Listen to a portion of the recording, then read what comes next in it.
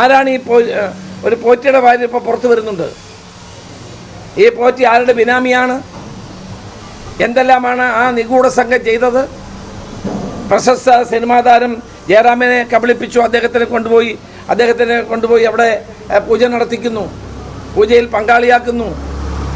അപ്പോൾ ഇതെല്ലാം ഇതിൻ്റെ പിന്നിൽ കോടാനുകോടി രൂപയുടെ തട്ടിപ്പുണ്ട്. ഈ പോറ്റി ആരാണ് ഇത് കൊണ്ടുപോകാൻ ചുമതലപ്പെടുത്തിയത്? അയക്ക് എന്ത് അധികാരമാണുള്ളത്? അപ്പോൾ ഇതിൻ്റെ പിന്നിൽ ഒരു ഗൂഢസംഘം പ്രവർത്തിക്കുകയാണ്. ഭക്തജനങ്ങളല്ലാത്ത ആളുകൾ ദേവസ്വം ഭരിച്ചാൽ ഉണ്ടാകുന്ന അപകടത്തിലേക്കാണ് ഈ കാര്യങ്ങൾ പോയിക്കൊണ്ടിരിക്കുന്നത്. കപടഭക്തന്മാരാണ് ഇവരെല്ലാം. അതുകൊണ്ടാണ് അയ്യപ്പൻ്റെ സ്വർണം പോലും അടിച്ചു മാറ്റാനായി ശ്രമിക്കുന്നത്. ഇത് വലിയ കളവാണ്. ഇത് വലിയ തോതിലുള്ള ആശങ്ക ഭക്തജനങ്ങൾക്കുണ്ടാക്കുന്നു. ഭക്തജനങ്ങളുടെ വികാരത്തെ വ്രണപ്പെടുത്തുന്നു. നമ്മളൊരു കാര്യം മനസ്സിലാക്കണം. വി രാമചന്ദ്രൻ കേരളത്തിൻ്റെ ചീഫ് സെക്രട്ടറി ആയിരുന്ന കാലത്താണ് ശബരിമല ദേവസ്വവുമായി ബന്ധപ്പെട്ട ഹൈക്കോടതിയുടെ ഇടപെടലിന് വേണ്ടി ഒരു റിപ്പോർട്ടുണ്ടാക്കിയത്. ആ റിപ്പോർട്ടിൻ്റെ അടിസ്ഥാനത്തിലാണ് കേരളത്തെ ഹൈക്കോടതി ഒരു ബെഞ്ച് പ്രത്യേകം ഉണ്ടാക്കിയത്. അതിനെതിരായി സുപ്രീം കോടതി പോയി. സുപ്രീം കോടതി അത് തള്ളിക്കളഞ്ഞു. കേരള ഹൈക്കോടതിയുടെ ദേവസ്വം സ്പെഷ്യൽ ബെഞ്ച് ഉണ്ടാക്കിയത് അങ്ങനെയാണ്. അപ്പം ആ ബെഞ്ച് പോലും അറിയാതെ കോടിക്കണക്കിന് രൂപയുടെ വില വരുന്ന സ്വർണ്ണാഭരണങ്ങൾ ചെന്നൈയിൽ എങ്ങനെ എത്തി? സുബ്രഹ്മണ്യം പോറ്റി എങ്ങനെ കൊണ്ടുപോയി? അദ്ദേഹം ആരാണ്? അദ്ദേഹത്തിന് ഇത്രയും വലിയ സ്വർണ്ണപ്പാളികൾ കൊണ്ടുപോകാൻ അദ്ദേഹം എന്താണ്?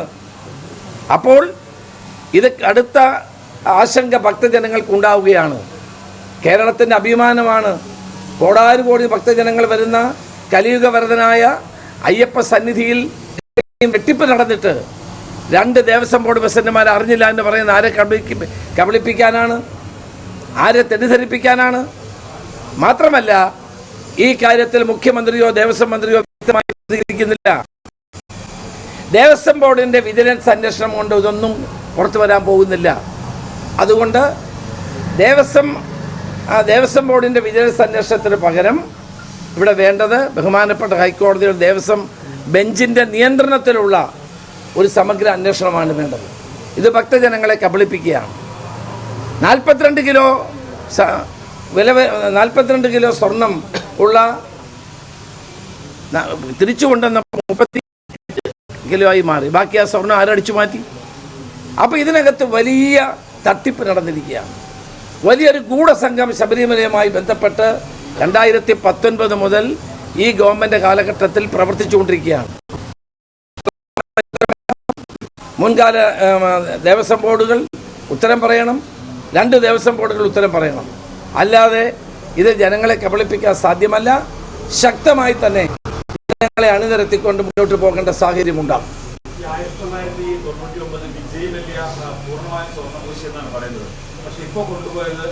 ചെമ്പാന്ന് അതാണ്.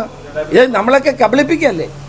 നമ്മൾ കേട്ടത് ഈ വിജയ് മല്യ മുഴുവൻ സ്വർണവും പൂശിയതാണ് അല്ലേ? വിജയ് മല്യ പൂശി ഇപ്പം ചെമ്പാന്നാണ് പറയുന്നത്, സ്വർണ്ണമല്ലെന്നാണ് പറയുന്നത്.